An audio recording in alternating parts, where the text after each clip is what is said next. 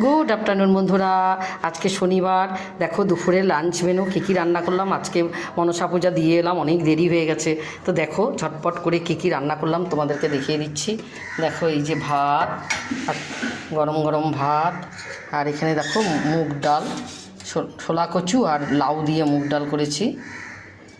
আর এখানে দেখো ছোলা কচু বাটা করেছি, যে ছোলা কচু বাটা, আর পনির, বাটার পনির মশলা, এই যে বাটার পনির মশলা। আর এদিকে দেখো এই যে করলা, আলু, মিষ্টি কুমড়ো দিয়ে ভাজা করেছি, বেগুন দিয়ে, বেগুনও দিয়েছি। এই ভাজাটা কদিন ধরেই করছি, খুব ভালো লাগছে খেতে, তাই ভালো বেশ কয়েকদিন ধরে এটা বানানো হচ্ছে। আর এদিকে দেখো ঝিঙে পোস্ত, আলু দিয়ে ঝিঙে পোস্ত, কয়েকটা ডাঁটা ছিল, ওই ডাঁটাও দিয়ে দিয়েছি, কফির ডাঁটা আর কি।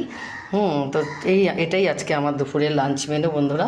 আজকে মনসা পুজো দিয়ে এসেছিলাম, অনেক দেরি হয়ে গেছে, এখানে ঝটপট করে এই রান্নাগুলো